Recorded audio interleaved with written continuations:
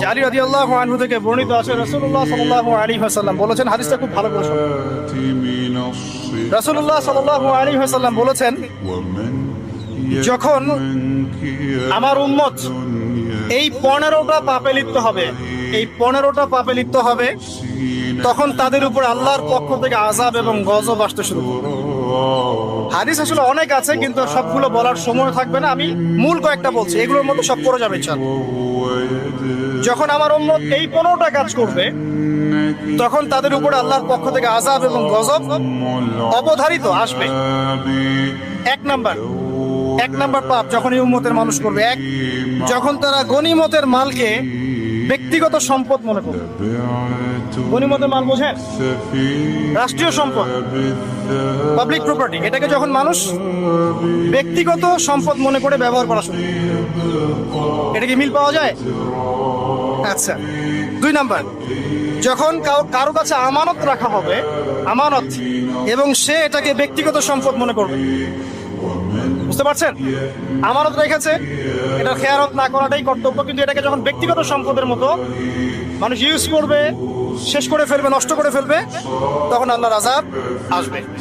3, যখন মানুষ যাকাত আদায় করাটাকে জরিমানা মনে করবে, যাকাত দিতে চাইবে না, যাকাতটাকে জরিমানা মনে করবে। কি সমস্যা, কি বার্ডেন, যাকাত আবার দেওয়া লাগে কেন? আমরা তো ট্যাক্স দেই। যাকাতকে মানুষ জরিমানা মনে করবে। একটু চিন্তা করে দেখবেন যে বাংলাদেশে কত পার্সেন্ট মুসলিম নামাজ পড়ে আর কত পার্সেন্ট মুসলিম যাকাত দেয়। শুধু যাকাতের টাকাগুলো যদি আমরা একত্রিত করতে পারতাম, বড় বড় মেগা প্রজেক্ট করা সম্ভব ছিল, অনেক বড় বড় প্রজেক্ট করা সম্ভব ছিল, অনলি যাকাতের টাকা দিয়ে। আর যাকাতের টাকা 1 বছরে শেষ হয়ে যায়, পরের বছর আবার ঘুরে আসবে। ঠিক আছে, ইসলামিক ইকোনমিক্স এর বেসই হলো যাকাত। এটা নিয়ে আমরা ইনশাআল্লাহ আরেকদিন কথা বলবো। 4 নাম্বার, যখন স্বামী, সমাজের স্বামী যারা আছে, এরা স্ত্রীদের আঁচল ধরে থাকবে। বুঝতে পারছেন? স্বামী স্ত্রীর আঁচল ধরে থাকবে, মানে স্ত্রীর অনুগত, স্ত্রী যা বলবে তাই। আচ্ছা, গায়রত নাই, মানে স্বামী পুরুষত্বের গায়রত নাই। 5 নাম্বার, যখন সন্তান মায়ের অবাধ্য হয়ে স্ত্রীর খেদমত করা শুরু, যখন সন্তান মাকে দেখবে না, স্ত্রীকে দেখবে। পাচ্ছেন মিল সমাজে? আচ্ছা। 6 নাম্বার, যখন বাবার পরিবর্তে, পিতা বাবার পরিবর্তে মানুষ বন্ধুদেরকে সম্মান করা শুরু, বাবাকে সম্মান করবে না, ফ্রেন্ড সার্কেলকে সম্মান। সুবহানাল্লাহ। এরপরে আসেন 7, যখন, আমার কথা রাগ করেন না, এটা হাদিসে আছে, যখন সমাজের নিকৃষ্ট মানুষদেরকে নেতৃত্ব দেওয়া হবে। এটা হাদিসে আছে, সমাজের নিকৃষ্ট মানুষকে যখন নেতৃত্বের আসনে বসাবে মানুষ, তখন সমাজে আল্লাহর গজব আসবে। হাদিস তিরমিজি 2211 নম্বর।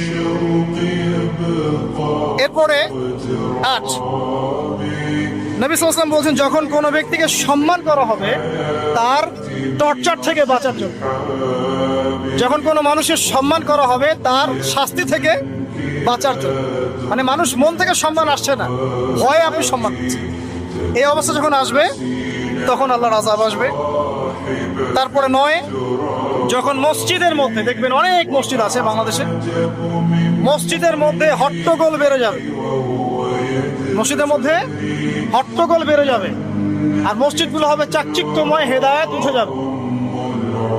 মসজিদ হবে চকচকা, তাজমহলের মতো এক একটা, কিন্তু হেদায়েত উঠে যাবে, মসজিদে হট্টগোল বেড়ে যাবে। 11, যখন পুরুষেরা রেশমি কাপড় পরবে, পুরুষেরা সিল্কের রেশমি কাপড় পরবে। পুরুষের জন্য স্বর্ণ আর রেশমি কাপড় পরা হারাম। এখন পুরুষের অনেকে স্বর্ণ পরে, রেশমি কাপড় পরে, এটা মহিলাদের জন্য জায়েজ। এরপরে 12, যখন প্রকাশ্যে মদ্যপান করা হবে, মদ্যপানের মধ্যে ভাই সিগারেটও পড়ে, আপনার গাঁজা, ইয়াবা সবই পড়ে।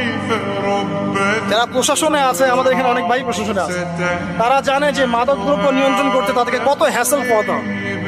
আর এমন এমন কেস আসে যে মানুষ আপনি কল্পনা করতে পারেন, আমি একবার বলেছিলাম যে এমন একটা যুগে আমরা বাস করছি যে এমন পাপ মানুষ করছে এখন, যা না কোনো চোখ দেখেছে, না কোনো কান শুনেছে, না কোনো মন কল্পনা করেছে, এমন পাপ করছে। যখন প্রকাশ্যে মদ্যপান করা হবে, এবং লাস্টের দুইটা হচ্ছে 13, যখন বাদ্যযন্ত্রের সংখ্যা বেড়ে যাবে, বাদ্যযন্ত্রের চর্চা বেড়ে যাবে, এবং সর্বশেষ যখন গায়িকাদেরকে সম্মান করা হবে, এবং উম্মতের শেষের দিকের লোকেরা, মানে আমরা উম্মতের প্রথম দিকের লোকদেরকে গালিগালাজ করব। বুঝতে পারলেন?